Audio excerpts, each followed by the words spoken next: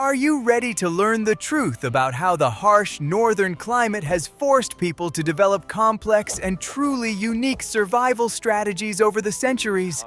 We are accustomed to admiring the exploits of heroes of the past, but few people think about the price they paid for each day lived in conditions of eternal cold. The era of great navigators and explorers hides an important secret, which in fact lies not in the clang of sharp swords or the glitter of gold. This secret is safely hidden in the silence of cool storerooms and deep cellars, where things more precious than any treasure were kept. The cold northern lands dictated their harsh and uncompromising rules, where the slightest mistake in calculations could cost the entire clan their lives. In this harsh land, every rare, warm day was devoted to exhausting and meticulous preparation for the arrival of a long, dark, and completely merciless winter. People lived in a constant struggle against the elements, understanding that nature does not forgive carelessness and laziness. Their entire annual cycle was devoted to a single goal: to gather and preserve enough resources to meet the spring sun. Watch this video to the end, and you will finally learn how ordinary sea salt and the piercing icy wind became the main saviors of entire settlements from imminent starvation. What if I told you that everything you believed was untrue, and that the real power lay in the ability to look months ahead? The summer months were not a time of rest, but a period of rigorous, continuous labor in preparation for the coming cold. Sunlight was seen as a valuable tool for processing the catch and gathered resources. People drew up a complex schedule of preparations, subordinating their entire way of life to the relentless rhythm of the changing seasons. The short summer gave its riches, requiring the community to preserve them immediately and without delay. Each family became a well-coordinated mechanism where responsibilities were distributed with impeccable precision. Errors in calculating the necessary reserves or the slightest delay were not forgiven by the harsh northern nature. The warm wind brought the scent of herbs, but the spirit of intense and methodical work reigned in the settlements. Wooden platforms were filled with fresh produce waiting for their turn to be dried or salted. The preparation process began with the first rays of the sun and ended late at night by the light of bonfires. Skilled craftsmen carefully sorted the supplies, selecting only the best for long-term storage. The settlements resembled huge, open-air workshops working without a single day off. A deep understanding of natural cycles allowed for the most efficient use of available forest and earth resources. Wood was used to build smokehouses and create airtight containers for storing raw materials. The earth provided dense clay for pottery that could keep food cool on the hottest days. Knowledge about the properties of various materials was passed down from older to younger generations through constant and hard practice. The combination of different processing methods made it possible to create a varied and incredibly nutritious supply. Monotonous food inevitably led to a decline in strength, so maintaining a variety of flavors played an important role. A complex mosaic of dried, salted, and dense smoked products formed the basis of the winter diet. Attention to every detail ensured that provisions remained fresh until the first spring thaw. The northern peoples created a system that worked with the precision of a flawless mechanism. Their approach to food preparation demonstrated the highest level of self-organization, endurance, and pragmatism. This experience, forged in the harsh struggle against the cold, became a reliable foundation for future generations. I would be very interested to hear your opinion on this level of planning. Please write about it in the comments and be sure to subscribe to the channel.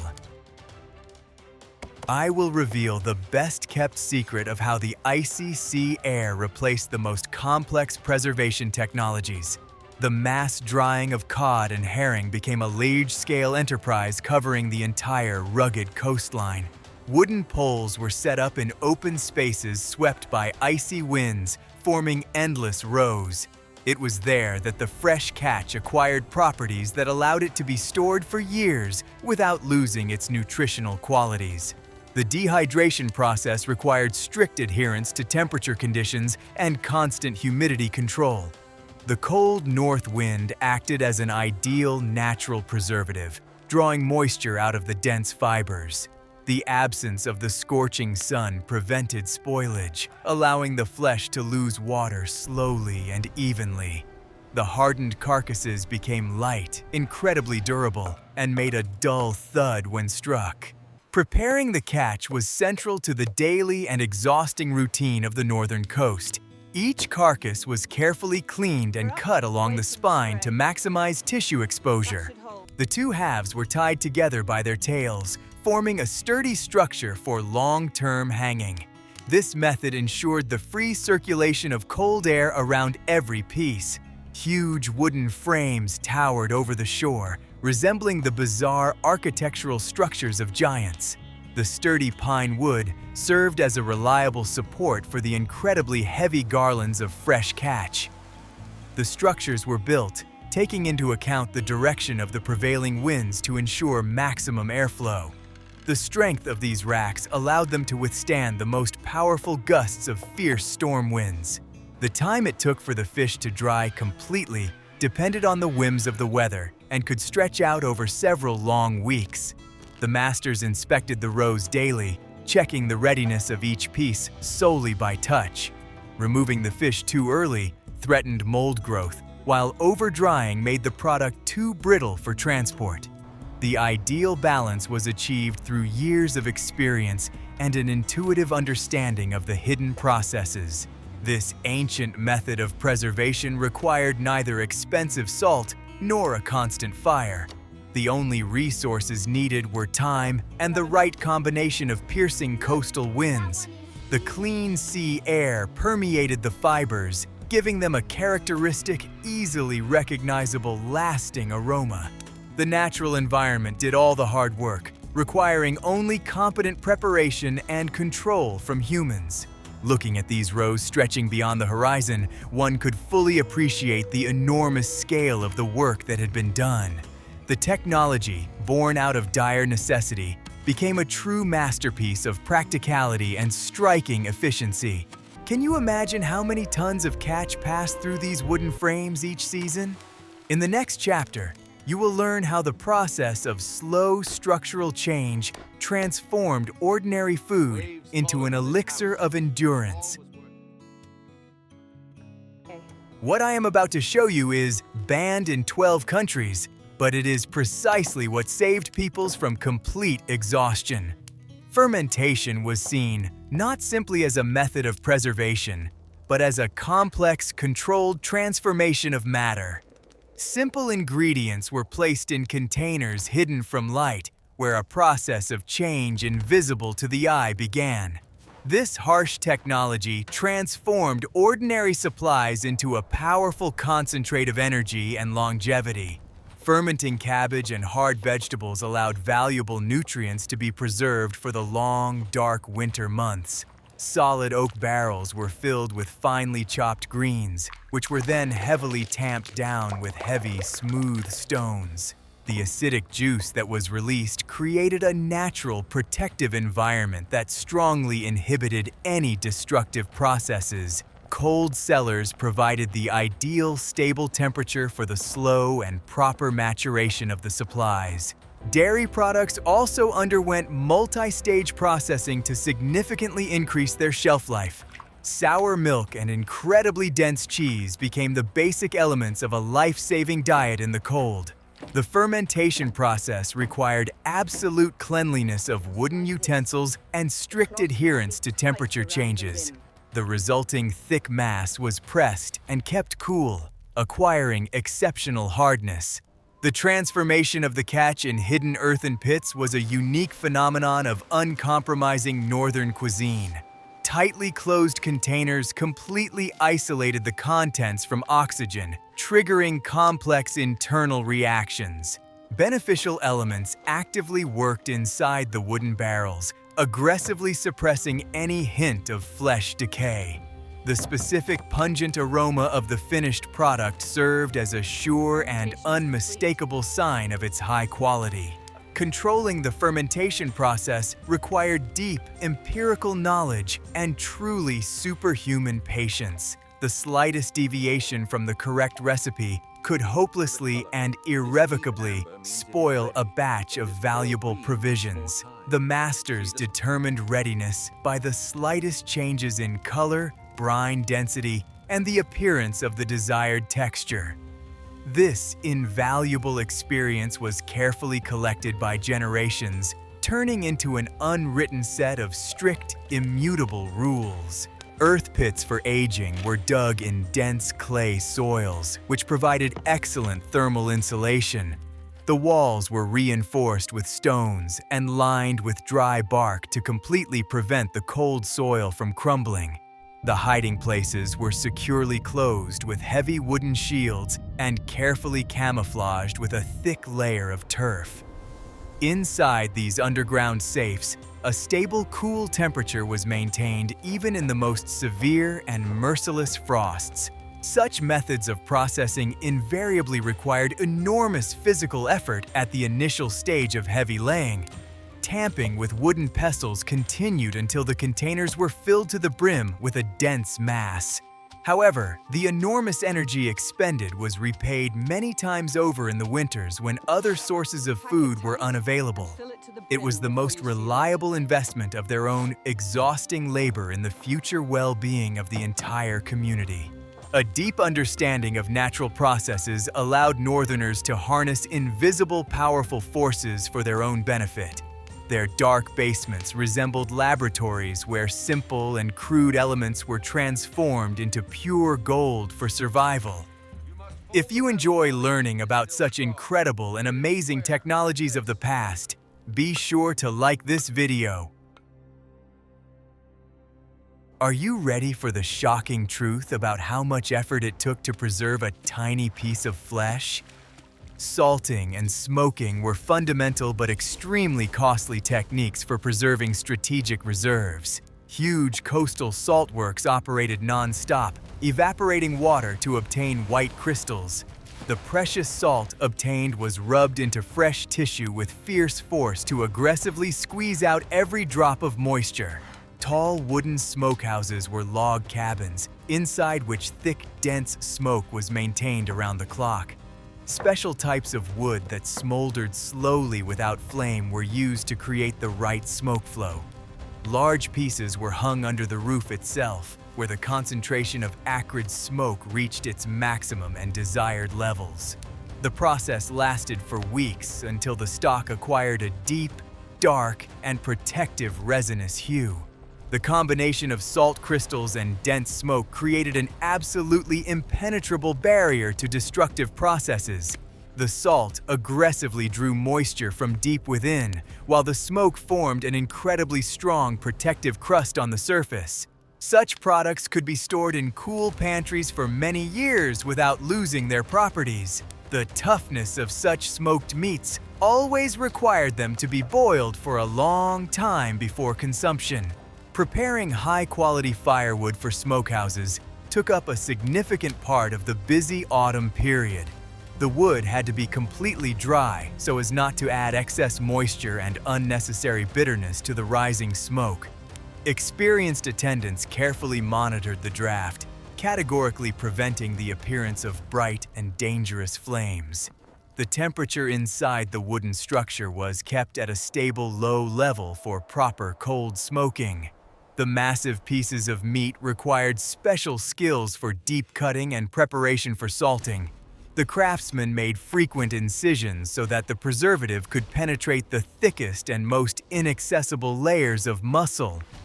The rubbing process was repeated several times at precise intervals over several long and cold days. The dark juice that seeped out was carefully drained to prevent the appearance of destructive moisture in the barrels.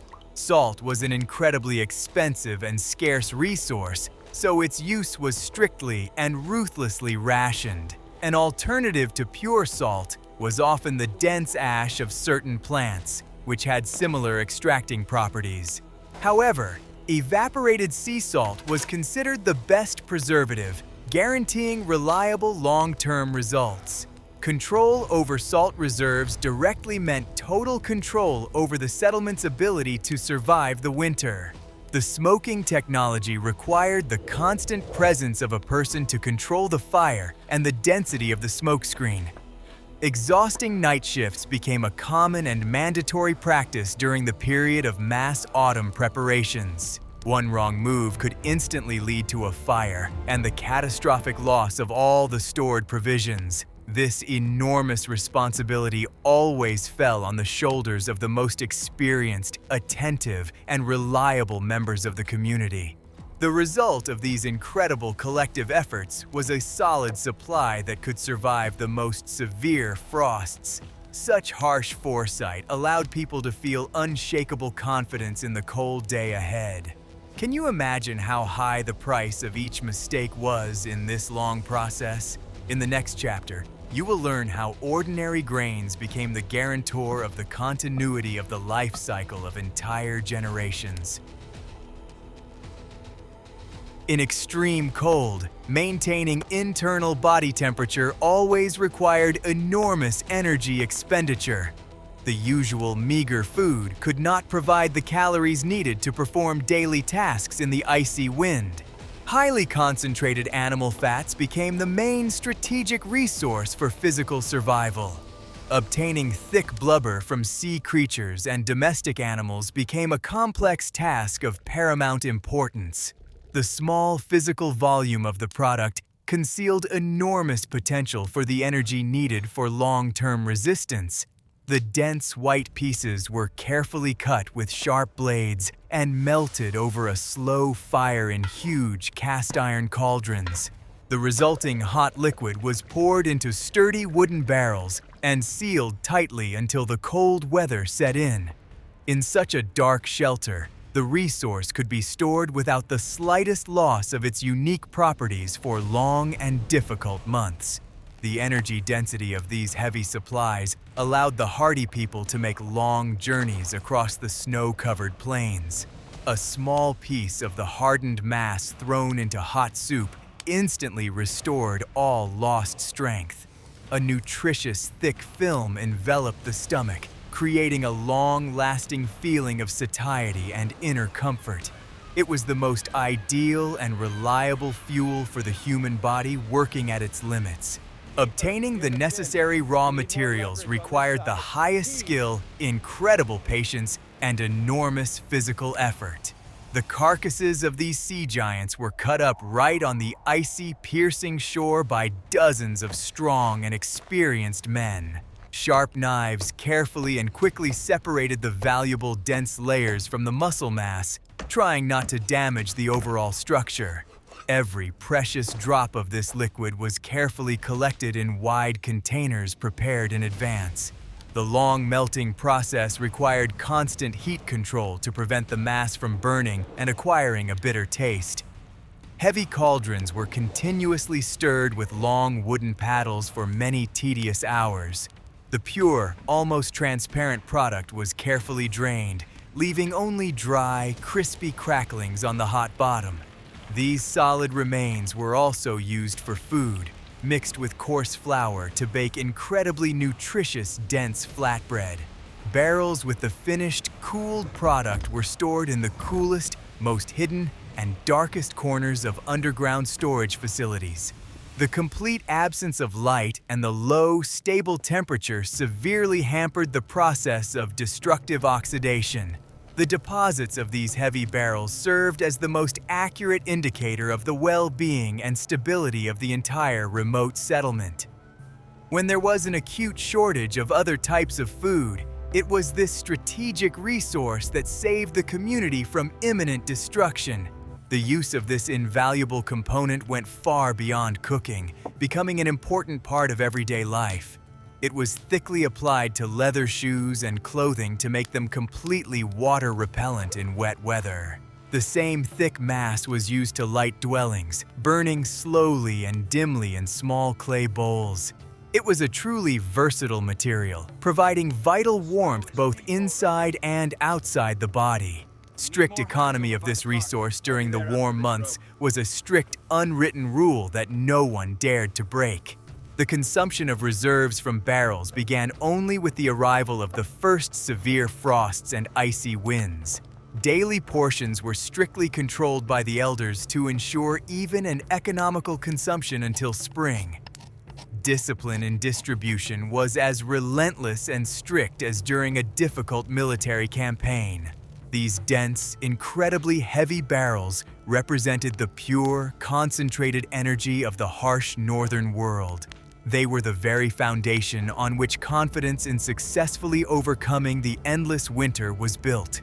Without this key element, any long expedition or long winter would be doomed to failure. The supplies served as the strongest shield, reflecting the cruel blows of merciless and indifferent nature. The hidden truth that everyone keeps quiet about is that ordinary cereal porridge was the foundation of great discoveries. Simple grains such as barley and oats served as the most reliable and unpretentious basic reserve. Hard grains could lie undisturbed in dry granaries for decades without losing their ability to satisfy hunger. Growing these cereals on stony soils required incredible perseverance, but the hard work guaranteed food security. The long-awaited harvest was carried out exclusively in dry weather to avoid even the slightest moisture getting into the ears. The sheaves were carefully dried in the open air before being sent for noisy threshing in spacious, high barns. Heavy wooden flails rhythmically and powerfully beat the ears of corn, separating the precious grains from the tough, useless straw. The harvested crop was winnowed for a long time in the wind, completely clearing it of light husks and any foreign debris. Spacious storage barns were built on high stilts, reliably insulating the wooden floor from the damp, frozen ground. The interior space was divided into deep, spacious compartments, tightly lined with dry, resinous pine boards. The absence of even the slightest cracks and constant cross-ventilation created an ideal microclimate for the long storage of cereals. Thick log walls reliably and unfailingly protected the interior from sudden changes in outside temperatures. The slow grinding of grain into flour was carried out in small portions, only when absolutely necessary. Heavy stone millstones were laboriously set in motion by hand or by the energy of a fast-flowing icy river. The coarse, dark flour retained all its beneficial natural husks, providing the tired body with complex, long-lasting carbohydrates. It was used to bake very dense and heavy flatbread that could remain fresh for many days. Hot, scalding porridge made from crushed oats became a mandatory and life-saving daily ritual in every home. The thick, enveloping mass quickly warmed you from the inside, giving you a feeling of comfort after a hard and exhausting day's work. During periods of acute shortage of other foods, these simple grains took on the role of the main source of life. Their neutral, calm taste was easily and harmoniously complemented by salty sea catch or fragrant, dense smoked meats. Preserving a high-quality seed stock for the future spring sowing season has always been a task of the utmost importance. The best, largest, and healthiest grains were selected by hand and stored in separate, specially protected and reinforced containers. Touching these reserves before the beginning of spring was strictly and severely punished, as the life of the entire community depended on them. It was a sacred, inviolable reserve, the absolute and only guarantee of the continuity of the settlement's life cycle. Dry grains tolerated long transport well, making them ideal for long sea voyages. Tightly packed sacks served as excellent ballast in the deep holds of ships, providing the crew with a stable and nutritious diet. In stormy seas, when it was impossible to light a fire, a handful of dry grains helped to hold out until the calm returned. This unpretentious resource firmly and reliably united the settled toilers of the land and the brave sailors. Respect for simple bread and grain was strictly instilled from an early age as a fundamental basis for survival. A grain that fell accidentally was carefully and gently picked up, symbolizing the incredible value of every grain of labor invested. Do you now understand why coarse grains were considered the true, unfading gold of the harsh north? In the next chapter, you will learn how the delicate balance between the sea and the fields created the perfect insurance against any disaster.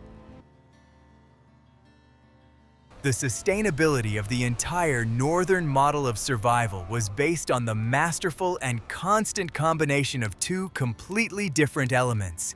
People never relied solely on the capricious solid ground or the unpredictable, dangerous cold waters of the sea.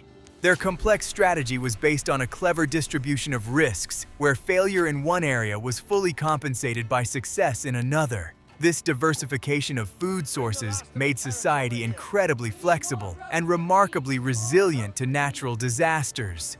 In harsh years, when abnormally cold summers prevented the grain from ripening, salvation came from the cold depths. Huge schools of passing herring and cod quickly made up for the carbohydrate deficit with an abundance of high-quality, life-saving protein. The community's efforts were instantly and efficiently redirected from empty fields to building new ships and weaving strong nets. Empty grain barns were quickly filled with dried fish, reliably preventing the catastrophic consequences of crop failure. If powerful, prolonged storms made going out to sea a deadly, dangerous undertaking, the focus immediately shifted to land. Tall haystacks prepared in advance made it possible to preserve livestock, providing people with calorie-rich milk and dense meat. Abundant harvests of root crops and barley became the main and only staple of the diet during long periods of calm seas. The rocky land repaid its debts in full to those who patiently, diligently, and laboriously cultivated its meager surface. This delicate balance always required people to possess a wide and varied range of professional skills. Every adult man was equally skilled at steering a heavy wooden plow and holding the steering oar of a warship. Women masterfully and tirelessly handled both the rough loom and the complex process of preserving the catch. Such total versatility of skills was an absolute guarantee of survival in the constantly changing environment. The annual calendar of hard work was planned with mathematical precision so that not a single daylight hour was wasted. The early, cold spring was devoted to preparing the fields and carefully repairing fishing gear after long winter storage. The middle of the short summer required maximum effort for the simultaneous harvesting of hay and active sea fishing. The darkening months of autumn turned into a continuous, exhausting marathon of processing and storing the resources that had been obtained. The geography of new settlements was always chosen with easy access to both fertile valleys and calm, sheltered bays in mind. Deep, rugged fjords provided reliable protection for ships from the open ocean and served as excellent fishing grounds. The slopes of high hills were skillfully terraced to create small but highly productive areas for growing cereals. The landscape always dictated the rules of the game, and people learned to use absolutely every feature of the complex terrain.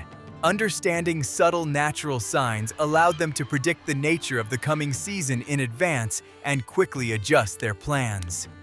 Observing the restless behavior of birds, the direction of the winds, and the color of the water provided invaluable information for decision-making.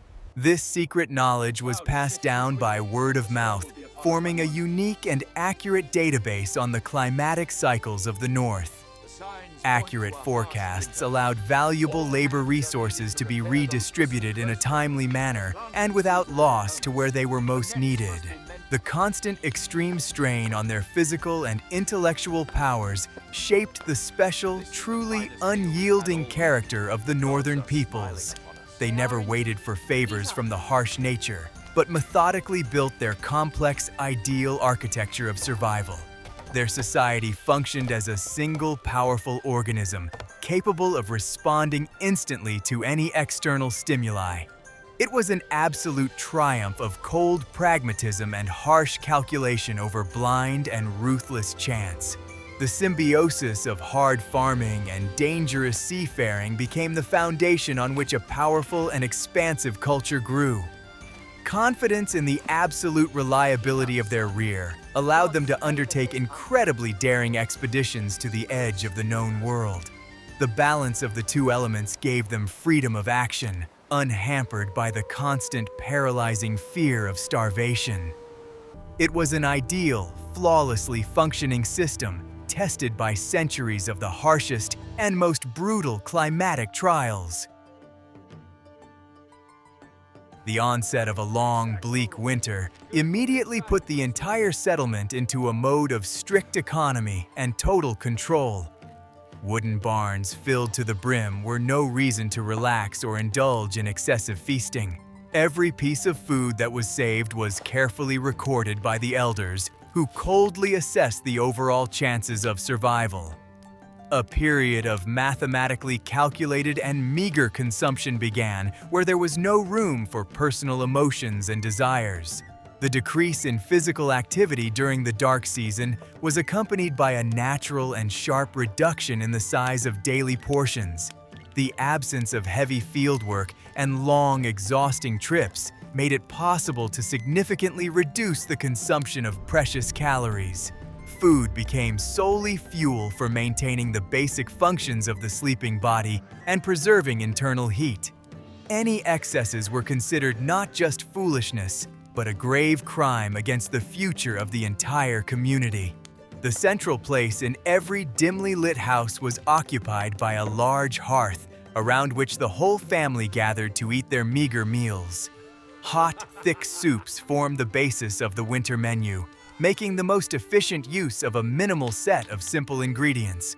Long boiling of bones and dry, tough roots allowed every last drop of nutrients to be extracted from them.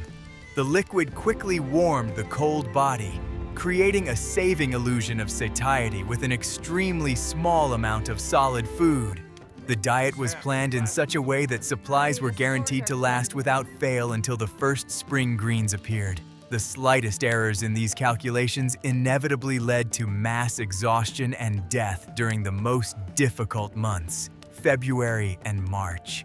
Experienced housewives knew how to masterfully stretch small pieces of salted meat for weeks, adding it only for a light flavor. The main basic satiety was achieved exclusively through swollen porridges and dense fermented vegetables. Strict discipline in matters of nutrition was instilled from early childhood, categorically excluding any food whims. The habit of eating monotonous but nutritious and heavy food was the main condition for maintaining physical and mental health. During long periods of particularly severe blizzards, when it was impossible to leave the house, food consumption was reduced to an absolute minimum. People spent short days in an energy-saving semi-slumber, saving every single joule of internal heat. The rare variety in the winter diet came from tiny reserves of dried berries and herbs gathered during the short, bright summer. These were used to prepare hot, tart decoctions rich in nutrients that helped to ward off severe winter ailments. These reserves were like capsules of summer sun, warming people during the long, endless, dark evenings. Their distribution was also strictly and rigidly rationed, timed only for special days that were important to the community. Morale was maintained not by an abundance of food, but by the joint and steadfast overcoming of difficulties around a dimly burning hearth. Long sagas and stories of past great deeds distracted the mind from the monotony of everyday life and the constant feeling of slight hunger. The commonality of a difficult fate united people much more strongly than the richest feasts in rare years of bumper harvests. Endurance and boundless patience became the most important and revered virtues of the long winter season. With the arrival of the first timid spring thaws, The empty, swept-clean barns bore witness to impeccably precise and cold calculation. The community emerged from its long winter captivity exhausted, emaciated, but alive and ready for a new cycle of hard work. The rationing system was incredibly cruel, but it was the only reliable strategy in the endless war against the icy darkness. This difficult experience was forever imprinted in the genetic memory, shaping the legendary resilience of future generations. The absolute preservation of the harvested crop depended directly and entirely on the quality and sophistication of the storage architecture. Simple wooden sheds could never provide the necessary protection from moisture, bitter cold, and hungry rodents. The construction of the main granaries was a complex engineering task requiring a deep understanding of the physical properties of materials. Each of these monumental buildings was built to last for centuries, becoming an impregnable fortress to protect the most valuable resource. A mandatory and essential element of the structure was massive stone or wooden supports that raised the floor high above the ground. The air cushion under the heavy building prevented soil moisture from penetrating and protected the structure from violent spring floods. The supports often had a special mushroom-like shape, which made it completely impossible for small pests to get inside the room. This ingeniously simple solution reliably preserved tons of precious grain from inevitable and rapid destruction. The walls were built from tightly fitted, incredibly thick logs that had undergone many years of natural drying. The flawless cutting technology eliminated the appearance of through gaps, maintaining a stable and desirable microclimate inside the spacious halls. For additional thermal insulation, the gaps between the crowns were carefully caulked with dry moss and tow generously soaked in resin. On the outside, all the wood was thickly coated with a layer of tar, which reliably protected it from rotting under the influence of salty winds.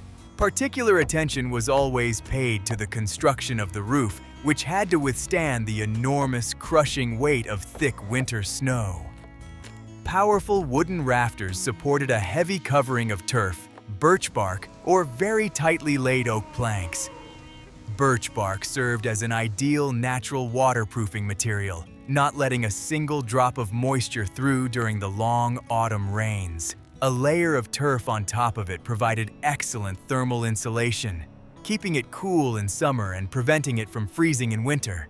The huge interior space of the barn was delicately divided into functional areas by sturdy, tall partitions. In the center were huge, deep grain bins, masterfully assembled from perfectly smooth, sanded boards. Along the dark walls were multi-tiered, massive racks for storing heavy barrels of salted meat and fermented products. Under the highest ceiling, where the air was driest, bundles of smoked and dried meat were hung thickly. A natural, flawlessly functioning ventilation system was an essential component of the proper functioning of the entire warehouse. Small openings under the roof and in the floor ensured constant air circulation, strictly preventing moisture stagnation. In severe frosts or extremely humid weather, these vents were tightly closed with special wooden plugs. Strict control of ventilation was a daily, most responsible duty of the chief storekeeper.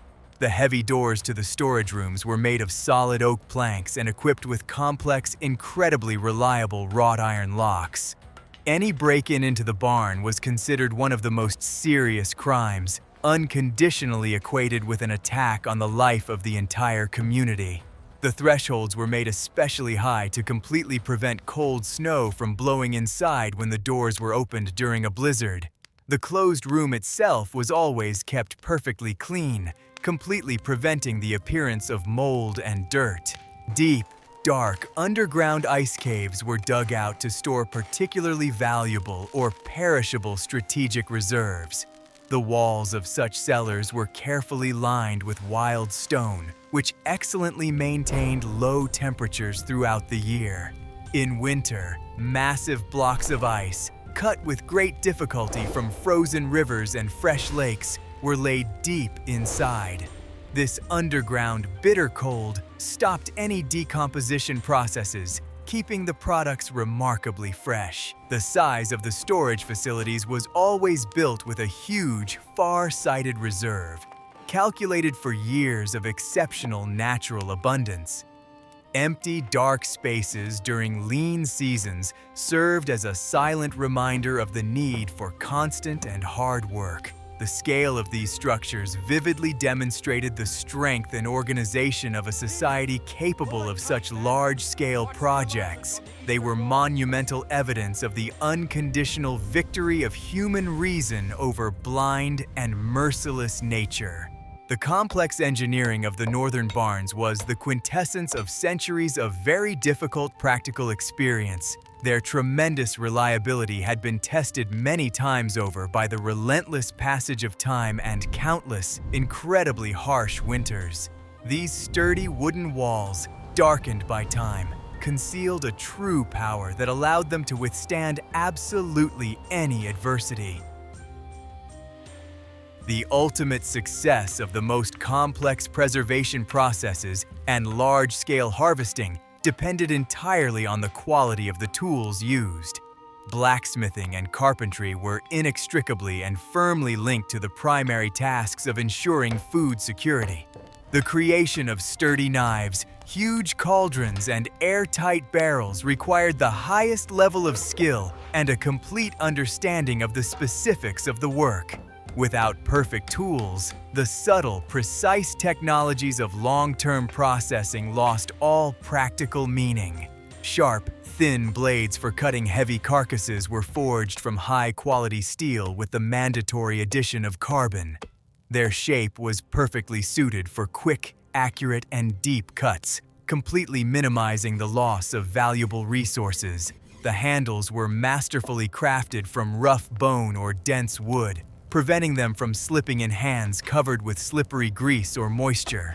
The blades were sharpened to razor sharpness and carefully maintained throughout many hours of work. Huge cauldrons for boiling thick lard and cooking food were forged from solid, thick sheets of copper or iron. The thick walls ensured even and proper heating of the contents and reliably prevented thick masses from burning quickly. Sturdy forged handles allowed heavy containers to be hung securely over an open fire with massive chains. The amazing durability of such cookware allowed it to be carefully passed down as the most valuable property. Wooden containers were unsurpassed masterpieces of cooperage, not allowing even the slightest drop of leakage. Heavy oak staves were fitted together with micron precision, forming a perfect watertight contour. Heavy metal hoops held the structure tightly and permanently together, giving it tremendous, incredible strength. It was in these airtight safes that the complex mysteries of fermentation and long-term storage took place. Huge stone millstones carved from exceptionally hard basalt rock were used to slowly grind the grain. The perfectly flat surface of the heavy stones ensured very fine grinding without the slightest admixture of stone dust. The notches on the working surfaces were regularly renewed with special durable chisels to maintain the efficiency of the long process. The rotation of the heavy stone discs required the coordinated work of mechanisms created by the hands of the most experienced carpenters. Thick ceramic dishes were used to store various liquids and bulk products in the dark conditions of storerooms. The clay was fired at extreme temperatures, acquiring the strength of stone and absolute resistance to moisture penetration. The inner surface of the jugs was often covered with glaze, which made them much easier to wash and prevented the absorption of strong odors. The various shapes of the vessels were strictly functional and perfectly suited to specific storage tasks. Complex presses for squeezing excess moisture from curd masses were assembled from massive and incredibly durable oak beams. The enormous pressure was regulated by complex screw mechanisms or huge, heavy stone counterweights. These devices made it possible to create products of incredible density that could easily be stored for months without loss of quality. The absolute reliability of the design guaranteed the smooth operation of the press during the busy period of mass production. Various spatulas, deep scoops, and sieves were carved from light woods that did not impart foreign flavors to food. The complete absence of metal parts in such tools prevented unwanted destructive oxidation processes in acidic environments. Their shape was incredibly ergonomic and comfortable for long, monotonous, and exhausting manual labor. The impeccable cleanliness of these small tools was maintained with truly maniacal thoroughness and rigor. Each tool created had its own strictly defined place and was used exclusively and only for its intended purpose. Careless treatment of tools was considered a manifestation of blatant incompetence and was very strictly condemned by the entire community. A sudden breakdown of an important mechanism in the midst of autumn preparations could cause serious problems for the entire extended family. Therefore, complete maintenance and repair of all equipment was always carried out well in advance and with great responsibility. The perfection of these tools clearly reflected the overall level of technological development of this harsh and disciplined society. These items were not just soulless objects, but incredibly reliable comrades in the endless struggle for survival. Their tremendous durability and thoughtful functionality were the most important guarantee that winter would pass without loss. Studying these ancient methods of food preservation shows how limitless human potential is in the face of the harshest trials. Their discipline, cold pragmatism, and deep understanding of the laws of nature created a flawless system of protection against inevitable disaster. What other ancient survival secrets from the past do you think could be useful in our modern world? Suggest topics for future historical videos you would like to see in the comments, and be sure to subscribe to the channel.